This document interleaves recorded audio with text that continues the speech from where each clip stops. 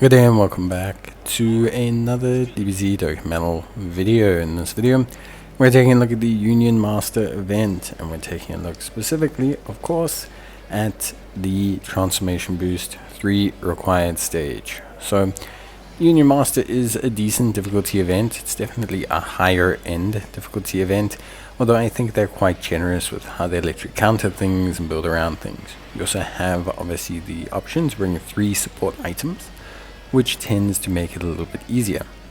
Other than that though, I do think it is honestly a really decent event. I like all of them, and I think for most players it's a good way to test your category teams and have a good time building some fun ones. So for this one we face Super Saiyan Goku, then Super Saiyan God Vegeta SS, and then Gogeta, who will be broken up into 2 phases, Super Saiyan Gogeta and Super Saiyan God SS Gogeta. We're in through the bosses, strats, and then the teams. Super Saiyan God Goku, nothing crazy, can't be stunned, can't be sealed. You can lower his attack if you want to, but he's not super tanky. 100 million health, 800k normals, 2 mil super. He's a good heat up to setting up your rotations and everything on your team. So he can be challenging, yes. I used a King Yama item just to kind of like, give me the little bit of security to set things up. But other than setting up your rotations, there's not too much that you need to focus on here. The second fight is against Super Saiyan God SS Vegeta. Vegeta has 100 million health, 800k normal, 2 million super, but he can be stunned and he can be sealed. So he's actually a little bit easier than Goku, weirdly enough. Because the thing is if you can get the seal or stun off on him first, then actually you will have a way better time against him, and you won't need to even run any kind of protection, because if you stun him, easy game. If you seal him, removes a lot of his threat. So it's very cool, very straightforward, and I think overall a fairly easy boss to handle, so you don't need to worry about it too much. He does raise defense on the super, but that's never traditionally been a mechanic that's game breaking or super duper overwhelming for players. So it's more just a kind of one of those things, mechanics, more so than like this is definitely the absolute most crucial mechanic overall. So yeah, definitely one of those things. Then in terms of the last phase, we take on Gogeta. Now Gogeta has 2 phases. First phase Gogeta, immune to stunning, immune to sealing. He gets 5% attack with each turn passed. He has 800k normals, 2.2 mil supers, and he has 150 million HP. So he's definitely difficult. He can be quite challenging, quite tanky. He can be a little bit difficult to handle, a little bit overwhelming. It's not the easiest character to deal with, of course. On that note, he's not terribly difficult. Very likely to super the first slot.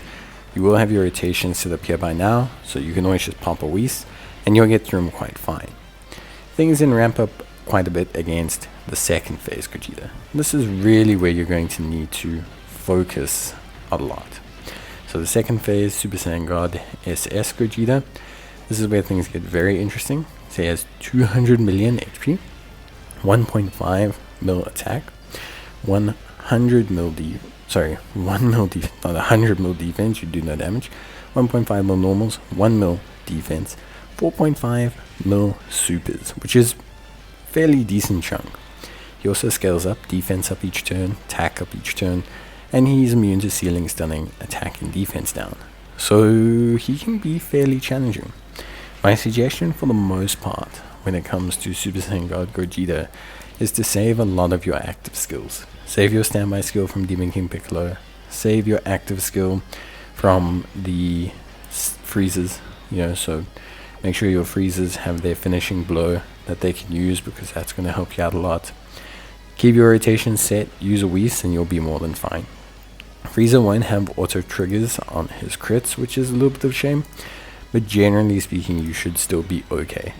You'll still be good to go, you'll be fine, you'll be in a good situation.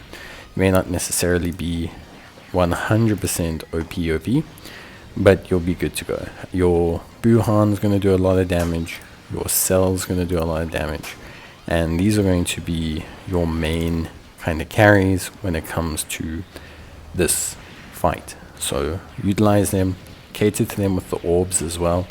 Very, very, very important, and you'll come out more than fine. That's ultimately what I can suggest. So it comes down to that, and then I think from there you're pretty much good to go. Everything else is honestly really straightforward, and I think most players will be more than able to handle these kind of situations. So that's my honest suggestion. I think for me overall, shouldn't really have any major issues. Obviously, if you are like focused on something or all this or that, then yeah, cool, no problem. But I think overall you should be pretty much cool. I think most of the mechanics here are easy to navigate. You shouldn't have any major issues, and you should be able to kind of work your way around them without necessarily having like a huge dilemma overall when it comes to organizing the team. Obviously, remember, you do have to bring units that are strong. I mean, the freezers are great tanks, especially once they're built up. It is honestly very helpful. And yeah, but that's it from me. Hope you guys enjoyed the video. We'll tackle the next one, which is obviously with 5 transformation boost units, and see how we can take that. The bosses do get slightly stronger. So yeah.